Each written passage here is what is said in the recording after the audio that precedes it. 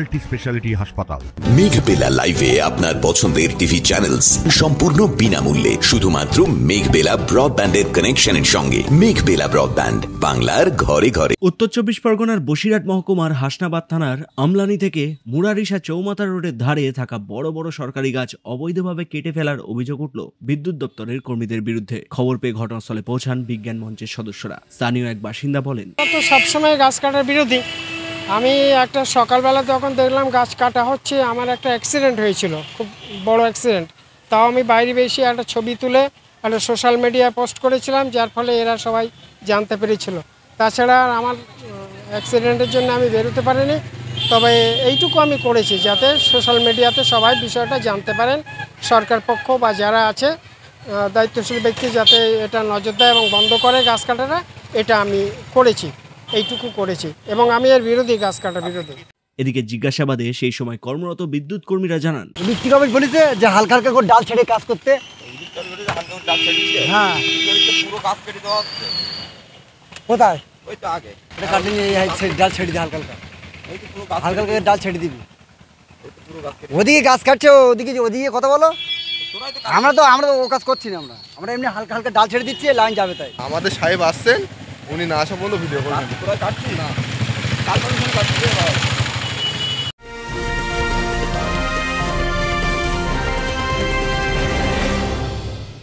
উত্তর চব্বিশ পরগনা ও তার আশপাশের এলাকার মানুষের সেবায় ক্যাথ ল্যাবের মতো অত্যাধুনিক সুবিধা নিয়ে পরিষেবায় ব্রতী সারদা মাল্টি স্পেশালিটি হাসপাতাল। একই ছাদের তলায় মানুষ সাধারণ চিকিৎসা থেকে শুরু করে 24 ঘন্টা cath lab, MRI, CT scan, এনআইসিইউর মতো সুবিধা এবার থেকে পেয়ে যাবেন সারদা মাল্টি স্পেশালিটি হাসপাতালে। প্রয়োজনে যোগাযোগ করুন 033-2592-0730, 2593-0730, 2593-3562 ও 9331275635 নম্বরে। আমাদের ঠিকানা royal park, Kalyani expressway, Barrackpore, Kolkata ৭,১২১। সারদা মাল্টি স্পেশালিটি হাসপাতাল, পরিষেবাই হোক আমাদের মূল লক্ষ্য। অপরদিকে বিজ্ঞান মঞ্চের এক সদস্য বলেন, দীর্ঘক্ষণ ধরে এসেছি, এখানে গাছ কাটা বন্ধ রেখেছি।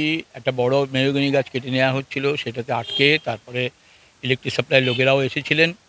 আমি একটাই আমাদের দাবি, ডাল ছাঁটা হোক, গাছ কাটা নয়। এখন ডাল ছাড়তে গিয়ে যদি গাছের আধা আধি কেটে ফেলতে হয়, তাহলে সেই গাছটা মৃত। ফলে আমরা সেই জায়গাটায় বলেছি কোনো গাছ কাটা চলবে না। অনেকগুলো গাছ যা কাটা হয়ে গেছে সেগুলো তো আর ফিরিয়ে নিয়ে যেতে পারবো না, কিন্তু এখন থেকে যে গাছই কাটা হোক না কেন তার ডাল ছাঁটা হবে। কোনো গাছ যদি কাটতে হয় তাহলে ইলেকট্রিক সাপ্লাইয়ের লোক না থাকলে তারা গাছ কাটবেন না। কেননা কন্ট্রাক্টর যারা রেখেছেন, যারা গাছ কাটার জন্য রয়েছেন, তারা তাদের ইচ্ছে মতন গাছ কেটে নিচ্ছেন, ইচ্ছে মতন ডাল কেটে দিচ্ছেন। সেইটা যাতে না হয় সেইটা আমরা আটকেছি এবং তারা আমাদের অ্যাসিওর করেছেন আমরা প্রতি ঘন্টায় এসে দেখে যাব এবং কোনো গাছ যেন ডাল ছাটা ছাড়া কোনো গাছ যেন না কাটা হয় সে ব্যাপারে তারা আমাদের অ্যাসিওর করেছেন। এবং হ্যাঁ, বিদ্যুৎ দপ্তর থেকে এসেছিলেন, তারা লোকাল বিদ্যুৎ দপ্তর থেকে তারাই আমাদের এইটুখানি অ্যাসিওর করেছেন।